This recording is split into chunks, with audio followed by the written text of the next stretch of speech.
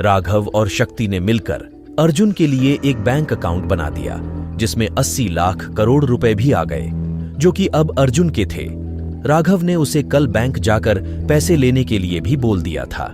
बेहद खुश होने के कारण अर्जुन को रात काटनी मुश्किल हो रही थी। अगली सुबह 10 बजे अर्जुन बैंक जाने के लिए तैयार था। तभी राघव और शक्ति ने उसे रोकते हुए कहा, अब हमें आगे क्या करना होगा सर? शक्ति ने पूछा। पहली बात, तुम मुझे सर मत बोलो, मैंने तुम्हें अपना दोस्त समझकर बनाया है और आगे भी तुम मेरे दोस्त रहोगे। अर्जुन ने कहा। दोस्त? राघव ने शांति के साथ पूछा। हाँ दोस्त, मैं चाहता हूँ तुम दोनों हमेशा मेरे साथ रहो। अर्जुन ने दोनों की आंखों में देखते हुए कहा। क्योंकि तुमने हमें बनाया है, तो तुम्हारे साथ रहकर जैसा तुम बोलो वो करने में हमें बेहद खुशी होगी। राघव ने कहा। तो मैं अभी सिटी बैंक जा रहा हूँ और वहाँ से अपने कॉलेज चला जाऊँगा। तब तक तुम चाहो तो खुद को और अच्छा बनाने की कोशिश कर सकते हो। मैं देखना चाहता हूँ कि तुम दोनों और क्या कर सकते हो। अर्जुन ने कहा और बैंक के लिए निकल गया। उसे सिटी बैंक आने में ज्यादा देर नहीं लगी। वो सड़क के किनारे खड़े होकर बैंक और उसके आगे खड़ी महंगी महंगी कारों को देख रहा था। तभी उसके पीछे से हॉर्न करते हुए BMW के नए मॉडल की कार बराबर से होकर पार्किंग में जाती है। अर्जुन की नजरों में उस कार को देखकर चमक आ गई। कार के अंदर से एक आदमी बाहर आया और उसके बाद एक छोटे बालों वाली सुंदर लड़की, जिसने अपनी आंखों पर काला चश्मा लगाया हुआ था, अपने बालों में हाथ फेरते हुए कार से बाहर निकली। दिखने में वो लड़की उस आदमी की बेटी लग रही थी। अर्जुन जो कि उस कार को देख रहा था, तो उस आदमी ने अर्जुन को देखकर एक घमंडी मुस्कान दी। वो उन दोनों को बैंक के बराबर में बने VIP ऑफिस में जाते हुए देख रहा था। अर्जुन जिस काम के लिए यहां आया था, उस पर ध्यान देते हुए बैंक के अंदर जाता है। बैंक में काफी भीड़ होने के कारण अंदर आते हुए अर्जुन को कोई नहीं देखता। अर्जुन अपने काम के लिए बैंक के मैनेजर का ऑफिस ढूंढने लगा। उसे ऑफिस मिल गया और जैसे ही अर्जुन मैनेजर के ऑफिस में आया, मैनेजर नरेंद्र कोटियाल ने बिना उसकी ओर देखे बोला, आइए सर, मैं क्या हेल्प कर सकता हूँ आपकी? फिर जैसे ही नरेंद्र ने सिर ऊपर करके अर्जुन और उसके कपड़ों को देखा, तो उसके चेहरे की मुस्कान शक और नफरत में बदल गई। उसने पैनी नजरों से अर्जुन को देखते हुए कहा, तो क्या वही है जिसे कल यहाँ सफाई के लिए काम पर आना था? कल आया क्यों नहीं था तू? और नाम क्या है तेरा? अर्जुन को एक शक था कि इस बैंक में उसका कोई अकाउंट है भी या नहीं, लेकिन राघव और शक्ति पर पूरा भरोसा होने की वजह से उसने हिम्मत करके बोला, नहीं सर, मैं यहाँ अपने अकाउंट से पैसे लेने के लिए आया हूँ। ये सुनकर नरेंद्र ने चिढ़ते हुए कहा, क्या पैसे लेने आया है? तुझे पता भी है तू क्या बोल रहा है? ये भारत का सबसे बड़ा बैंक है और तू ये सोच भी कैसे सकता है कि इसमें तेरे जैसे एक फर्नीचर का कोई अकाउंट भी होगा? नहीं सर, मैं यहाँ अपने अकाउंट से पैसे ही लेने आया हूँ। अर्जुन ने एक कदम पीछे हटते हुए कहा, पहले तो तू बिना परमिशन के अंदर आ गया और आकर मेरा टाइम खराब कर रहा है। तू एक बार खुद को देख, तुझे जरा भी लगता है तेरी थोड़ी सी भी हैसियत है इस बैंक में अकाउंट रखने की? सीधी तरह यहाँ से बाहर चला जा, वरना सिक्योरिटी से धक्के मारकर निकलवाऊंगा। नरेंद्र ने गुस्से में कहा, सर अकाउंट तो है और आपने अगर उसे एक बार देख लिया तो आपको मेरी हैसियत भी पता चल जाएगी। आप एक बार चेक कर लीजिए। अर्जुन ने अपनी बात पर जोर देते हुए कहा। सिटी बैंक अपने सभी खास कस्टमर्स को एक लाल रंग का VIP कार्ड देती, जिसे सब रेड VIP कार्ड कहते, जिनके अकाउंट्स खुद नरेंद्र कोटियाल संभालता। उसे नहीं लग रहा था कि अर्जुन के पास रेड VIP कार्ड होगा, पर फिर भी उसने अर्जुन की इतनी बात सुनकर कहा, ठीक है, देखता हूँ तेरा अकाउंट। क्योंकि तू सीधे मेरे ऑफिस में आ गया तो इसका मतलब तेरे पास रेड VIP कार्ड होना चाहिए। नहीं सर, मेरे पास कोई VIP कार्ड नहीं है। अर्जुन ने बिना झिझकते हुए कहा। क्या तेरे पास VIP कार्ड भी नहीं है? नरेंद्र ने अर्जुन को घूरते हुए कहा। निकल यहाँ से, बहुत दिमाग खराब कर चुका है तू मेरा। इतना बोलकर नरेंद्र अर्जुन को बाहर की ओर धक्का देने लगा। अर्जुन ने भी अब गुस्से में आकर कमरे के डोर को लॉक कर दिया। ये क्या कर रहा है बेटा? अब तो तू सीधा जेल जाएगा। ये बोलकर नरेंद्र ने अपना फोन निकाला और पुलिस को फोन करने लगा। तब अर्जुन उसके सामने आया और बोला, देखिए सर, मैंने आपको पहले ही बोल दिया, मैं अपने पैसे लिए बिना यहाँ से नहीं जाऊँगा। मेरे पास कोई कार्ड तो नहीं है, पर आप चाहो तो मेरी आईज या फिंगर स्कैन करके देख सकते हो।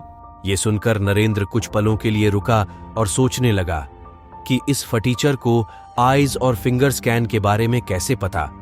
इसके बारे में तो बस बैंक के कुछ ही कस्टमर जानते हैं।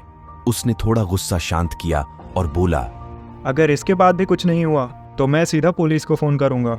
इतना कहकर नरेंद्र ने फिंगर और आई स्कैन करने के लिए 2 मशीनें निकालीं, क्योंकि बड़े अकाउंट्स में ज्यादा सेफ्टी के लिए उन्हें कुछ इस तरह से खोला जाता। नरेंद्र ने पहले फिंगर स्कैन करने के लिए कहा और मशीन को अर्जुन की ओर आगे बढ़ा दिया। अर्जुन ने बिना देर किए अपनी फिंगर मशीन में लगा दी और जैसे ही नरेंद्र ने अपने फोन में देखा तो वहां कोई अकाउंट नहीं आया। अब तो तू जेल जाने के लिए तैयार हो जा। नरेंद्र ने हंसते हुए कहा और अपने फोन में 100 नंबर लिखकर डायल करने ही वाला था। तभी अर्जुन ने अपनी फिंगर को साफ करके जैसे ही वापस स्कैन किया तो मशीन से एक आवाज आई, account number 2844, name Arjun Agarwal. ये सुनकर नरेंद्र ने पुलिस को फोन न करके अपने फोन में देखा। उसमें अर्जुन अग्रवाल के नाम का अकाउंट आ गया, जिसमें अर्जुन की फोटो भी लगी थी।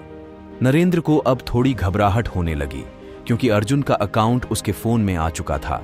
उसने आराम से अर्जुन को उसकी आई स्कैन करने के लिए बोला। इस बार अर्जुन के आई स्कैन करते ही अकाउंट की सारी जानकारी नरेंद्र के पास आ गई। उसने जैसे ही अकाउंट देखा तो उसके पसीने छूटने लगे। नरेंद्र ने डरते हुए कहा, सर मुझे माफ कर दीजिए, मैंने आपको गलत समझा। नरेंद्र को डरा देखकर अर्जुन समझ गया कि उसके अकाउंट की सारी जानकारी उसे पता चल गई। उसने शातिरता के साथ पूछा, तो कितने करोड़ हैं अकाउंट में? सर आपके अकाउंट में 80 लाख करोड़ से भी ज़्यादा रुपए हैं। नरेंद्र ने सहमते हुए कहा। अच्छा है, अब मुझे वो सारे ला कर दो। अर्जुन ने एक तीखी मुस्कान के साथ कहा, सर अभी मैं आपको सारे तो नहीं बल्कि कुछ करोड़ रुपए ही दे पाऊंगा, क्योंकि आपका अकाउंट इस पूरे बैंक में सबसे बड़ा अकाउंट है और इतनी बड़ी रकम एक साथ देना वो थोड़ा मुश्किल हो जाएगा। नरेंद्र ने धीमी आवाज में कहा। तो फिर मुझे क्या करना चाहिए? अर्जुन ने पूछा। सर अगर आप चाहो तो मैं आपको यहाँ का VIP कार्ड दे सकता हूँ। उसने जवाब दिया। अर्जुन ने उसकी बात सुनकर हाँ कहा। तब नरेंद्र खुद गया और 1 मिनट में उसके लिए रेड VIP कार्ड ले आया। वो कार्ड अर्जुन के हाथ में चमक रहा था और उस पर बड़े अक्षरों में उसका नाम भी लिखा था। नरेंद्र ने उसे अपना नंबर भी दिया और कहा कि अगर उसे बैंक का कोई भी काम हो तो वो उसे कभी भी कॉल कर सकता था। जब अर्जुन उठकर जाने लगा तब नरेंद्र ने एक बार फिर उससे माफी मांगते हुए कहा, सर मुझे मेरे बर्ताव के लिए प्लीज माफ कर दीजिए। अर्जुन बेहद खुश था, इसीलिए उसने नरेंद्र को बिना कुछ कहे माफ कर दिया। ये सुनते ही उसने चैन की सांस ली और सोचने लगा कि ये लड़का इतना अमीर है पर इसमें जरा भी घमंड नहीं। इधर अर्जुन ने भी खुशी में बैंक से बाहर जाने के लिए जैसे ही दरवाजा बाहर की ओर खोला तो जिस आदमी को उसने कार से उतरते समय देखा था, दरवाजा खुलते ही वो उसके सर पर कुछ हल्के से लगा। पहले तो उसने कुछ नहीं कहा, फिर अर्जुन को देखते ही मुंह बनाकर बोला, अबे आंखें घर छोड़कर आया है, तुझे मैं आते हुए दिखाई नहीं दिया? अर्जुन को पता था कि उस आदमी को दरवाजा इतनी भी जोर से नहीं लगा, इसलिए उसने माफी मांगी और बिना उसकी ओर देखे वहां से चला गया। जाते हुए अर्जुन को देखकर उस आदमी ने गुस्से में कहा, ये फटीचर लोग बैंक में करने क्या आते हैं जब इनके पास कुछ है ही नहीं, और इससे तो मैं यहीं पर टकरा गया। अब मेरा पूरा दिन खराब जाएगा। इतना बोलकर वो बैंक में चला गया। अर्जुन भी अपने कॉलेज के लिए निकल गया। बेहद पुरानी सी दिखने वाली टी-शर्ट जिसका रंग काफी हल्का, साधारण सी जीन्स पैंट और पैरों में चप्पल के साथ रास्ते में चलते हुए अर्जुन को आज एक नया एहसास हो रहा था। कहां तो कभी उसे सड़क पर इस तरह चलते हुए अपमान, शर्म और सर झुकाते हुए चलना पड़ता, लेकिन आज उसके चेहरे पर एक खुशी दिखाई पड़ रही थी। चलते हुए दीवार पर उसने एक पोस्टर देखा जिसमें बने हुए बड़े बड़े घर येलो वैली में बिकने वाले थे। उसने अपने माता पिता के लिए वहां एक घर खरीदने के बारे में सोचा, इसीलिए अर्जुन कॉलेज न जाकर पहले येलो वैली जाने लगा। अगले 10 मिनट में अर्जुन वहां पहुंच गया। वहां काफी बड़े इलाके में घर बने थे। एक घर जो कि बिल्कुल बीच में बना था और जिसके बगीचे में बेहद खूबसूरत फूल लगे थे, वो दिखने में ही काफी महंगा पड़ रहा था। अर्जुन येलो वैली के बने ऑफिस में आ गया। ऑफिस में कुछ 4 एजेंट लड़कियां थीं, जिसमें 3 पहले ही दूसरे लोगों को घरों के बारे में समझा रही थीं। अर्जुन ने उस एक लड़की के पास जाकर बोला, जरा सुनिए, मुझे यहाँ एक घर खरीदना है। क्या आप मुझे इनके बारे में कुछ बता सकती हैं? उस लड़की को लगा कि अर्जुन यहाँ बस एसी की हवा लेने आया है, इसीलिए उसने अर्जुन से कहा, सर हम काफ़ी बिजी हैं तो आप हमारा टाइम वेस्ट मत कीजिए। हाँ तो मैंने कब कहा मैं यहाँ टाइम पास के लिए आया हूँ। मुझे यहाँ एक घर खरीदना है। अर्जुन ने सुनते ही कहा। उस लड़की को लगा कि अर्जुन बेकार की जिद कर रहा है, इसलिए उसने घरों के बारे में बताना शुरू कर दिया। पर वो घरों की बस कीमत बता रही थी ताकि अर्जुन यहाँ से जल्द चला जाए। उसने 3 घरों के बारे में बताया। ये वाला 8 लाख का है, ये 12 लाख और ऊपर वाला 20 लाख रुपए का। क्या अभी भी आपको यहाँ पर घर खरीदना है? उस लड़की ने बस सबसे सस्ते घरों के बारे में बताया। ये सुनकर अर्जुन सोचने लगा कि उसे कौन सा घर लेना चाहिए। तभी ऑफिस में एक आदमी अंदर आया। ये वही था जो अर्जुन को बैंक में मिला था। उस आदमी ने जैसे ही अर्जुन को यहाँ देखा तो उसने अर्जुन के पास आते हुए बोला, तू क्या मेरा पीछा कर रहा है? पहले मुझे बैंक में चोट पहुंचाई और अब यहाँ भी आ गया। मैं क्यों आपका पीछा करूँगा? मैं यहाँ आपसे पहले आया हूँ तो ये बात मुझे कहनी चाहिए कि आप मेरा पीछा कर रहे हो। अर्जुन ने जवाब देते हुए कहा। रही बात चोट पहुंचाने की, तो वो मैंने जानबूझकर नहीं किया था और उसके लिए मैंने आपसे माफी भी मांग ली थी। अर्जुन को ऐसे बोलता देख उसे गुस्सा आ गया। उसने कहा, तेरे जैसा 2 कौड़ी का आदमी क्या यहाँ घर खरीदने आया है? तुझे मालूम भी है यहाँ सबसे सस्ते घर की कीमत ही लाखों में है और तुझे देखकर लगता तो नहीं कि तेरी जेब में 1000 भी होंगे। इतना कहकर वो आदमी उस लड़की की ओर देखकर हंसने लगा। उस आदमी की बातें सुनकर वो लड़की भी बोल पड़ी। आपने सही कहा सर, ये घर तो ऐसे देख रहा है जैसे बहुत बड़ा करोड़पति है। अर्जुन ने उन दोनों की बात पर ध्यान नहीं दिया और उस लड़की से कहा, मैं ये वाला घर लेना चाहता हूँ। उसने 20 लाख वाले घर पर इशारा करते हुए कहा। उस आदमी ने जैसे ही देखा कि अर्जुन 20 लाख वाला घर खरीदने की बात कर रहा है तो उसने अर्जुन को रोकते हुए कहा, अरे ओ रुक जा, उसे खरीदने के लिए तुझे खुद को बेचना पड़ जाएगा। अर्जुन ने उसे एक बार देखा, फिर अपनी जेब से रेड वीआईपी कार्ड निकाला और उस लड़की को देते हुए कहा, ये लो, मैं सारा पेमेंट एक साथ करूंगा। उस लड़की ने कार्ड लेते हुए पूछा, सर आप ये घर खरीद रहे हैं ना? क्योंकि हम पेमेंट लेने के बाद उसे वापस नहीं करते। मुझे घर खरीदना है और उसी के लिए मैं यहाँ आया हूँ। अर्जुन ने कहा। उस लड़की ने भी जैसे ही कार्ड से पेमेंट लिया तो वहां पर खड़े सभी लोग हैरान होकर एक दूसरे से बात करने लगे। इस लड़के ने 20 लाख का घर यूं ही खरीद लिया। सही कहा, इतने सारे पैसों के बारे में तो हमें दिन रात सोचना पड़ता। सर आपने यहाँ घर खरीदा, उसके लिए थैंक यू। ये लीजिए आपका कार्ड। उस लड़की ने अर्जुन को उसका कार्ड देते हुए कहा, नहीं, ये एक घर खरीद कर तू क्या खुद को शाना समझ रहा है? उस आदमी ने अर्जुन से कहा। अर्जुन कुछ बोल पाता।